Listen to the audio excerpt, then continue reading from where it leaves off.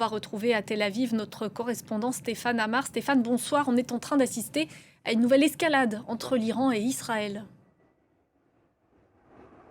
Oui, absolument, quelque chose de très brutal. Alors, il y a eu des frappes, on le sait, aujourd'hui sur le fief du Hezbollah dans le sud de Beyrouth. Et immédiatement, des menaces israéliennes qui ont été mises à exécution il y a un peu moins d'une heure, puisque une dizaine de missiles tirés depuis l'Iran auraient été interceptés ici en Israël. Alors, vous voyez autour de moi, à Tel Aviv, la vie continue, mais dans le nord du pays, beaucoup de localités ont été appelées à entrer aux abris. Vous le disiez, dans tout le pays, les écoles seront fermées demain. À un certain moment, les autorités ont annoncé la fermeture de l'aéroport Ben Gurion de Tel Aviv, qui est quasiment la seule porte d'entrée et de sortie du pays. Mais finalement, avant de se raviser, l'aéroport, jusqu'à nouvel ordre, reste ouvert. Mais les autorités appellent tous les citoyens à rester en état d'alerte et à se tenir prêts, le cas échéant, à entrer aux abris.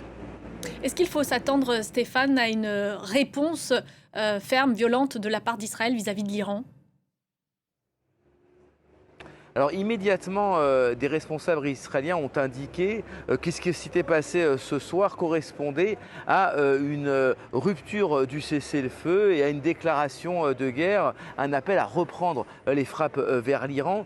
Les dirigeants israéliens n'ont pas caché ces dernières semaines qu'ils étaient favorables à une reprise des frappes. On sait qu'il y a des discussions relativement tendues parfois avec Donald Trump sur ce sujet. Les autorités iraniennes, de leur côté, parlent ce soir d'un simple avertissement et disent que les tirs ne reprendront que s'il y a de nouveaux tirs vers le Liban. Mais ce qui est certain, c'est qu'Israël reste déterminé à poursuivre au moins, en tout cas pour l'instant, la guerre au sud Liban, à pousser toujours plus profondément à l'intérieur du territoire libanais et à frapper le Hezbollah dans son fief de Beyrouth Sud. Donc il est probable que si les frappes israéliennes continuent, oui, on se dirige vers une escalade. Merci beaucoup, Stéphane, en direct de Tel Aviv.